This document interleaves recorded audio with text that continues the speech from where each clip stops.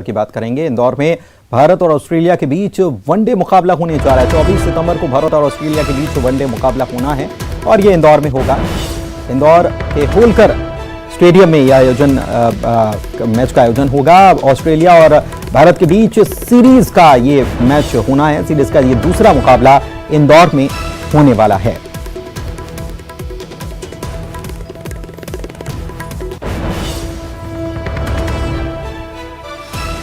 ये मुकाबला होने जा रहा है इंदौर में और इससे पहले इंदौर को कई मामलों में उम्मीद थी कि यहां पर मैदान पर कुछ और मैच इंदौर के देखने को मिलेंगे, लेकिन तब नाउम्मीदी हाथ आई। लेकिन अभिलाष खांडेकर साहब चेयरमैन हैं एमपीसीए के, वो हमारे साथ जुड़े हुए हैं, उनसे बात करते हैं। अभिलाष जी, ये वाकई में ये बहुत लंबा इंतजार क्रिकेट प्रेमियों के लिए रहा और आखिरकार इंदौर को अब मैच मिल ही गया।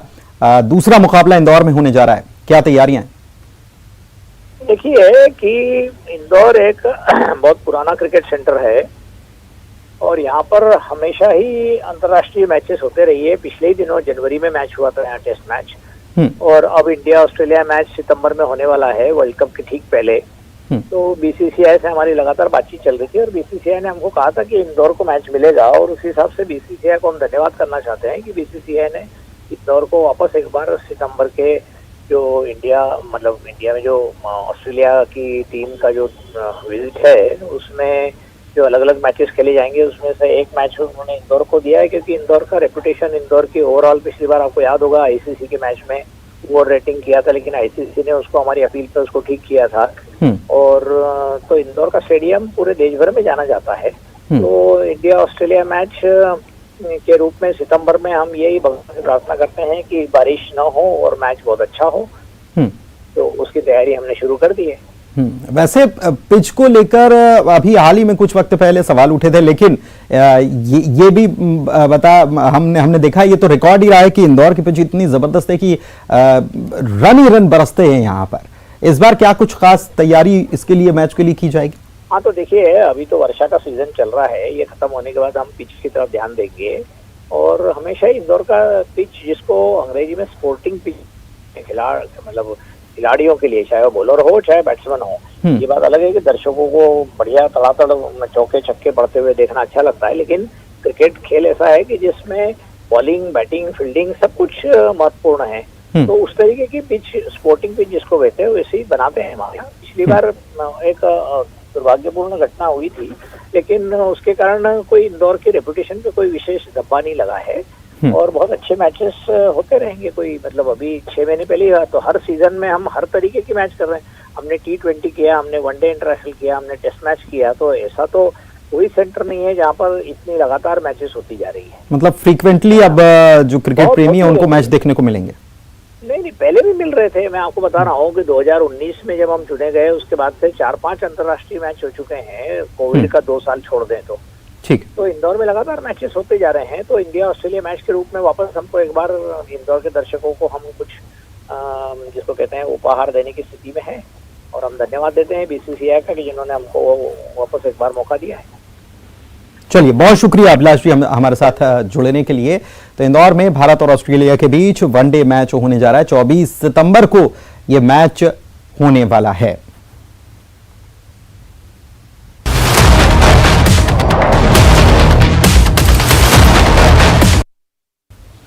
फेसबुक फ्रेंड से मिले हिंदुस्तान से पाकिस्तान गई अंजू ने अब वहां पर धर्म परिवर्तन कर अपना नाम भी बदल दिया है और वो अंजू से फातिमा बन गई है। राजस्थान के अलवर से पाकिस्तान पहुंची अंजू ने धर्म परिवर्तन कर लिया है। अंजू इस्लाम अपनाकर फातिमा बन चुकी है। उसने नसरुल्लाह से निकाह भी कर लिया। न्यूज़ 18 के पास अंजू का हलफनामा है जिसमें उसने कहा है कि उसने अपनी मर्जी से नसरुल्लाह के साथ शादी कर ली है।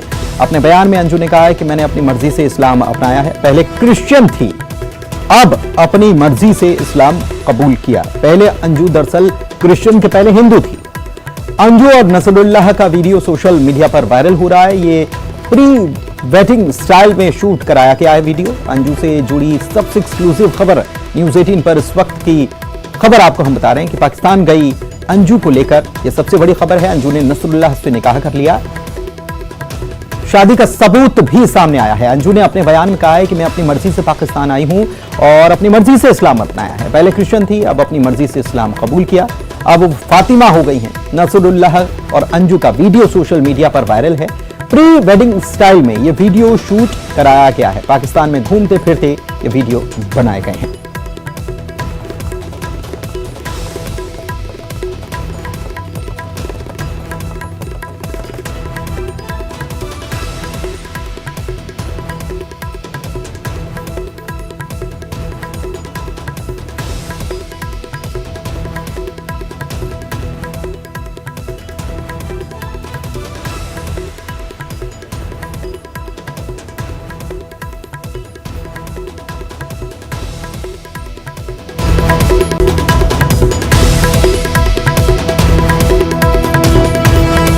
तो ये तस्वीरें भी हम आपको दिखा रहे हैं। मर्जी से इस्लाम अपनाया, ये अंजू ने कहा है। अब अंजू नहीं रही, वो फातिमा बन गई हैं और पूरे दस्तावेज, वैध दस्तावेज लेकर अंजू का ये कहना है कि उसके पास पूरे सारे वैध दस्तावेज हैं और उनको लेकर वो पाकिस्तान गई है। वहाँ नसरुल्लाह से उसने निकाह कर लिया है। फेसबुक पर दोस्ती हुई थी, बातचीत हुई और उसके बाद वो पाकिस्तान चली गई वैध दस्तावेजों को लेकर। पहले अंजू, आपको बता दें कि अंजू का बचपन जो है वो ग्वालियर में बीता है। ग्वालियर के ये लोग रहने वाले हैं। इसके बाद ये परिवार दिल्ली शिफ्ट हो गया था। पिता जो हैं उन्होंने भी क्रिश्चियन धर्म अपना लिया। पहले हिंदू थे, फिर क्रिश्चियन धर्म अपनाया। उसके बाद पिता की तरफ से ये कहा गया कि बेटी जो है उसका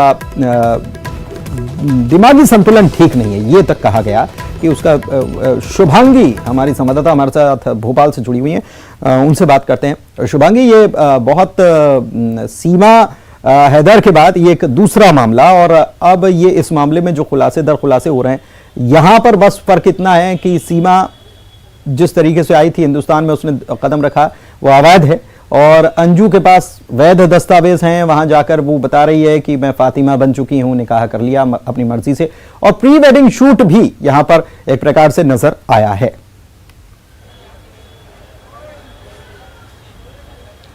बिल्कुल सही कहा। देखिए, जिस तरह से अंजू पूरी तैयारी के साथ पाकिस्तान पहुंची है, कई तरह के सवाल अब खड़े हो रहे हैं कि अंजू ने क्या पहले ही सोच लिया था कि वो पाकिस्तान जाकर फातिमा बनेगी और निकाह पढ़ेगी, और कई तरह के सवाल इसलिए भी उठ रहे हैं क्योंकि इस बीच जब 24 जुलाई को अंजू का पहला वीडियो सामने आया था तो उसमें उसने ये बात कही थी कि मैं यहाँ पर पहुंच गई हूँ, मेरे पास दस्तावेज थे, मुझे अरेस्ट नहीं किया गया और मैं 20 अगस्त को वापस भी आ जाऊंगी क्योंकि मैंने मुझे वीजा ग्रांट हुआ है 20 अगस्त तक का। लेकिन इस बीच जब उनके बॉयफ्रेंड, जो कथित बॉयफ्रेंड है नसरुल्लाह, उन्होंने कहा था कि हमारे बीच कोई प्रेम संबंध नहीं है, और शादी जैसी खबरों को भी उन्होंने कहा था कि ये सब खबरें गलत है, ये मात्र अफवाह है। मैं अंजू नाम की किसी लड़की को जानता नहीं हूं, मेरी वो एक अच्छी दोस्त भी हो सकती हैं अगर आप कहें तो, लेकिन प्रेम संबंधों की बात मुझे ठीक नहीं लगती। मेरा कोई प्रेम संबंध नहीं है और ना ही मैं उनसे कोई शादी करने वाला हूं।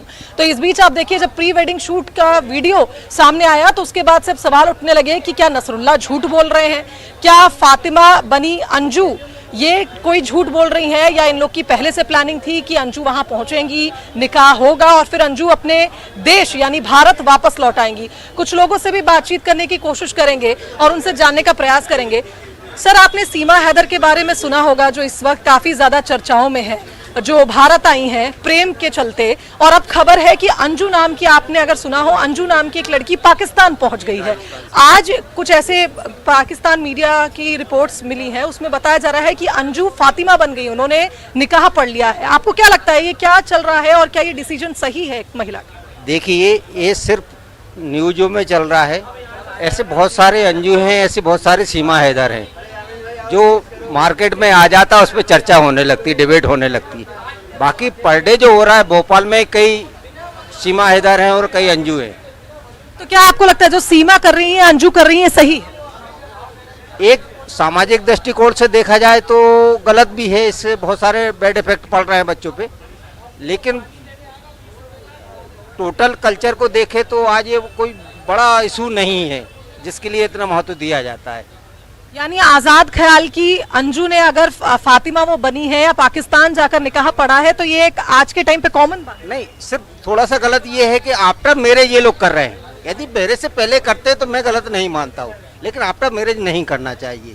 चलिए, तो काफी खुले विचार के मुझे ये बिल्कुल भाई साहब बिल्कुल। माननीय और एक सरकार चीज ने और है, कहना एक चीज और है, इस ये जो प्री वेडिंग शूट जिसे कहा जा रहा है, दिलचस्प ये है कि एक कोई नॉर्मल वेडिंग शूट नहीं है। आप देखिए इसमें ड्रोन का बाकायदा इस्तेमाल किया गया है। और खबरें तो पाकिस्तान के हम जानते ही हैं कि वहां के हालात क्या हैं, लेकिन यहां पर ये ड्रोन का इस्तेमाल करके ये वीडियो बना करके यहां तक रिलीज होना और हिंदुस्तान में इस पर इसे जो चर्चा हो रही है, ये अपने आप में ये बताता है कि कहीं ना कहीं कुछ न कुछ ट्विस्ट जरूर है या दिखाने की कोशिश की जा रही है। शुक्रिया आपका शुभांगी इस जानकारी और बातचीत के लिए। तो नसरुल्लाह से निकाह कर लिया, फातिमा बन गई। और ये देखिए वीडियो भी हम आपको दिखा रहे हैं, किसी तरफ से कोई जोर जबरदस्ती नहीं हुई, ये अंजू का कहना है। लेकिन शुभांगी हमारी सहयोगी बता रही थी कि क्या हुआ। दरअसल नसरुल्लाह से जब पूछा गया तो उसने कहा कि मैं किसी, शायद हो सकता है कि कोई फ्रेंड हो, लेकिन मैं ऐसे जानता नहीं, कोई शादी की बातचीत नहीं है, कुछ नहीं है, कोई प्रेम संबंध नहीं है। लेकिन अब फिर ये क्या है, और ये देखिए किस तरीके से इसको पूरा शूट किया गया है, ये भी साफ तौर पर यहां पर नजर आ रहा है कि किस तरीके से शूट किया गया है।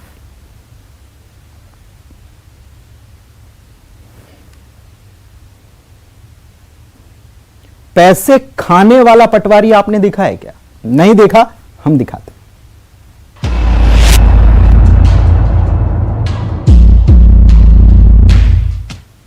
जब हमने कहा है कि पैसे खाने वाला, तो पैसे खाने वाला का मतलब हम ये मानते हैं कि भ्रष्टाचार या जो पैसा लेता हो भ्रष्टाचारी, वो पैसे खाने वाला है। लेकिन ये सचमुच पैसा खा गया। जी हां, यकीन नहीं हो रहा होगा आपको, लेकिन कटनी में रिश्वतखोर पटवारी का ऐसा कारनामा सामने आया जिसने लोकायुक्त के साथ साथ पुलिस के माथे पर भी पसीना ला दिया।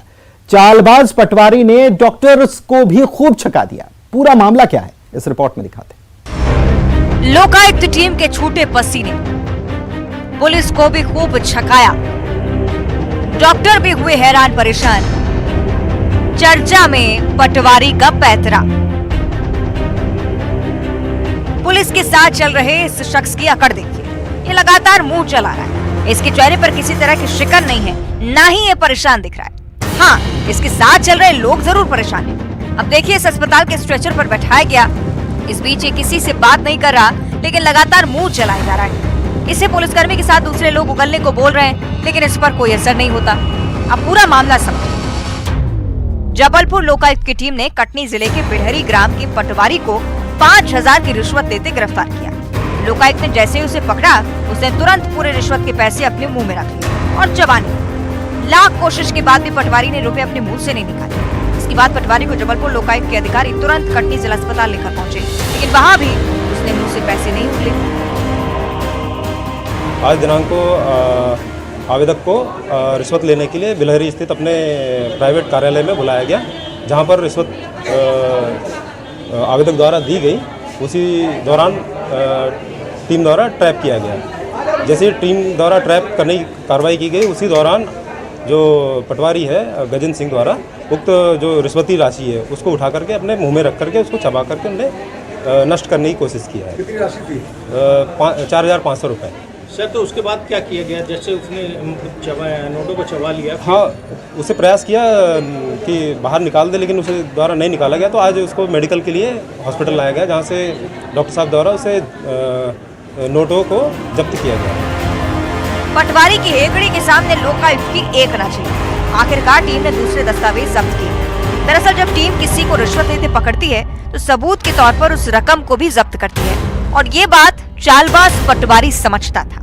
इस वजह से उसने सबूत को चबाकर नष्ट कर दिया। हालांकि दूसरे सबूतों के आधार पर पटवारी को दबोचने की कोशिश लोकायुक्त जरूर करे। देखिए कैसी हिम्मत, वो भी भ्रष्टाचारी की। कुछ दिनों के अंतराल में छत्तीसगढ़ के अलग अलग जिलों से आई तस्वीरों ने ऐसा लगता है कि मानो स्कूल में पहुंचने वाली बच्चियां पढ़ने नहीं मजदूरी करने जाती हैं, ये उजागर किया है। तस्वीरें आपको दिखाते हैं, इस रिपोर्ट को देखिए।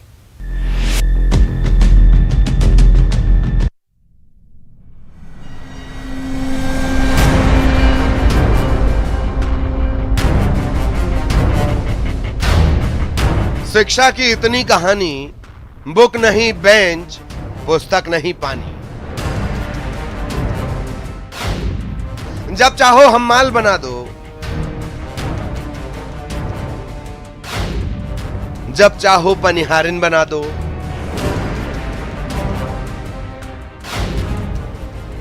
काम करो दफना दो किताबें, इन पंखों में आग लगा दो।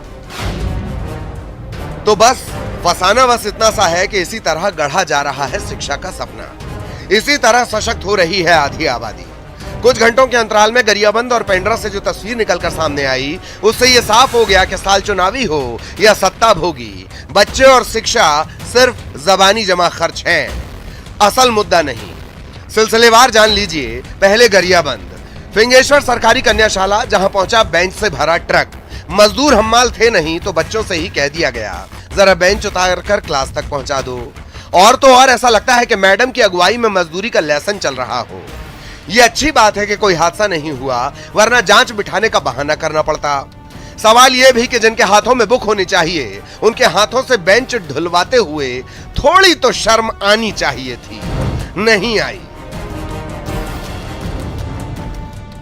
इस वक्त हम फिंगेश्वर में हैं। फिंगेश्वर के ये शासकीय कन्याशाला का आप तस्वीर देखिए कि जो स्कूली बच्चे हैं वो बड़ा बड़ा बेंच निकाल रहे हैं। ये ट्रक खड़ा हुआ है और यहाँ पर ये स्कूली बच्चे पढ़ने आए थे। ये स्कूल है और ये देखिए कि आप लोग बताएंगे, भले आप चेहरा मत दिखाइए, कौन करवा रहा है काम?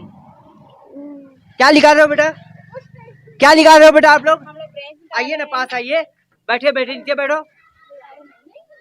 ये देखिए कि ये लोग ब्रेंच निकालने का काम कर रहे हैं और कितनी बड़ी ये लापरवाही है। अगर ब्रेंच निकालते वक्त अगर हादसा हो जाता है तो बताइए कौन जिम्मेदार होगा? शिक्षा विभाग के कौन अधिकारी जिम्मेदार होंगे? यहाँ पढ़ाने वाले शिक्षक जिम्मेदार होंगे कि कौन? और देखिए कि वो ट्रक में जो चढ़े हैं वो खुद बच्चों से काम करवा रहे हैं और खुद देखिए लापरवाही पूर्वक ये उतर रहे हैं। मुख्य मार्ग पर ये ट्रक खड़ा हुआ है और ये लापरवाही की तस्वीर फिंगेश्वर का है। जिम्मेदार लोग अंदर में बैठे हुए हैं और मीडिया को कवरेज करते हुए देखिए कि तमाम जो छात्रा हैं वो यहाँ से चली गई हैं। और अगर इस दौरान कुछ हादसा हो जाता तो सोच के देखिए कि कितना बड़ा ये नुकसान होता। यहाँ पर एक नाली है और स्कूल में जो ब्रेंच है इसका काम कराया जाता है, इसको निकलवाने का काम करवाया जा रहा था। अब देखना होगा कि जिम्मेदार जो लापरवाही इसको करवा रहे थे, जो काम करवा रहे थे, उनके खिलाफ क्या कुछ कार्रवाई होती है। न्यूज़ 18 के लिए गरियाबंद से शेख इमरान।